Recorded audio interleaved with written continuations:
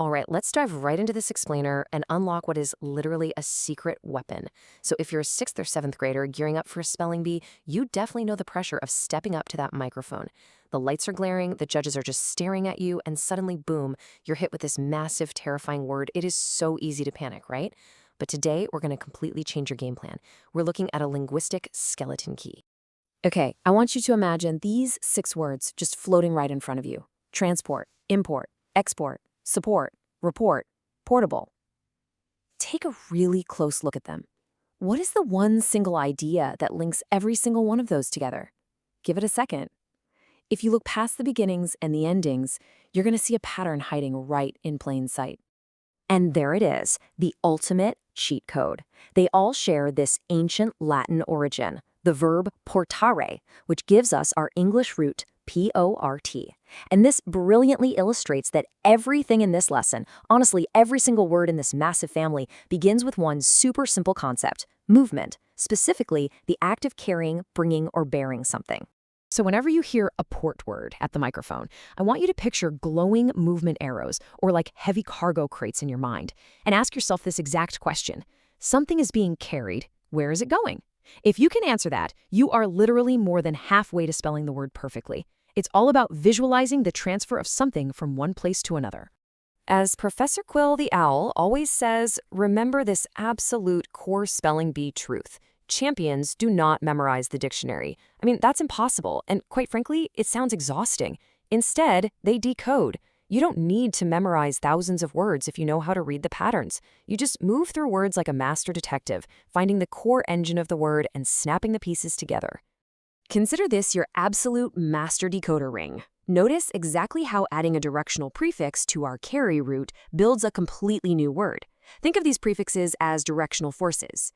Im means in, like carrying goods into a country, import. EX means out, carrying maple syrup out of Canada, export. Trans is a bridge across, carrying students across town on a bus, transport. Re is a return arrow meaning back, like carrying information back, report. Sub is an underground beam meaning under, carrying weight from underneath, support. And D is an exit arrow meaning away, carrying someone away, deport. If you know the prefix, you already know half the meaning and half the spelling. Section 1. Beyond physical cargo, information, structure, and value.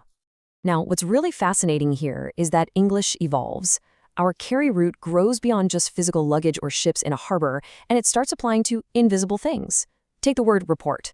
We have RE meaning back and port meaning carry. Picture a journalist or even a little messenger fox. They aren't carrying heavy boxes, right? They're carrying information back to the source. They're quite literally carrying news back to the public. The movement is absolutely still there. It's just communication instead of physical cargo. We can also modify the function of the word at the end by tagging on a suffix like able. We define what the word does. Port means carry, and able means capable of.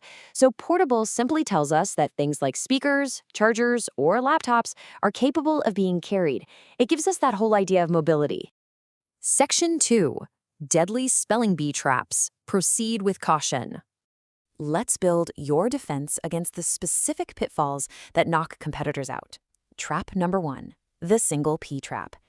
It is so common for students to misspell support as S-U-P-O-R-T, but you're a decoder. You know that a pillar holds up a roof by carrying it from underneath. Underneath is sub.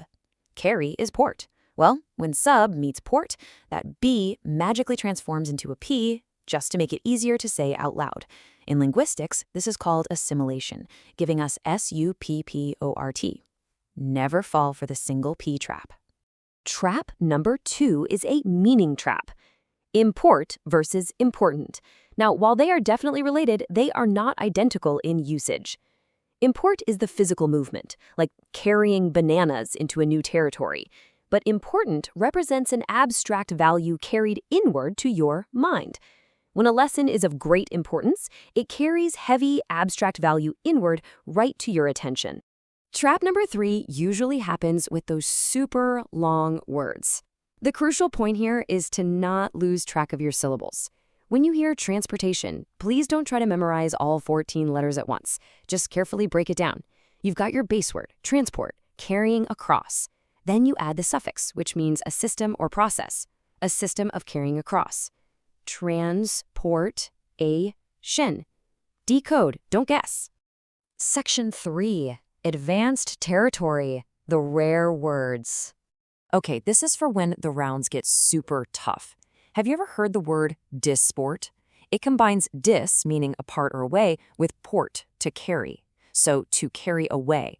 But how is that actually used? Well, think about when children play in a park. They are essentially carrying themselves away from their daily chores and into leisure and amusement.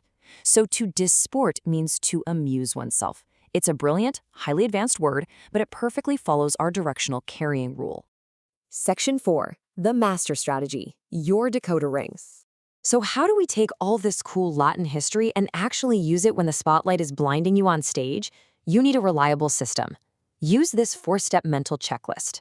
Step 1, listen for the port core. Is the word about carrying, moving, or supporting? Step 2, identify the prefix to find the direction. Is it going in, out, across, back, or under?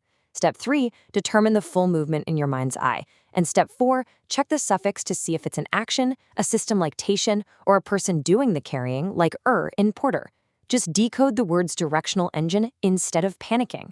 Words are not random traps designed to trip you up, guys. They are beautifully structured codes just waiting to be cracked. You now have the skeleton key to an entire family of English words. So the next time you step up to that microphone and hear a massive, terrifying word, are you going to guess or are you going to decode?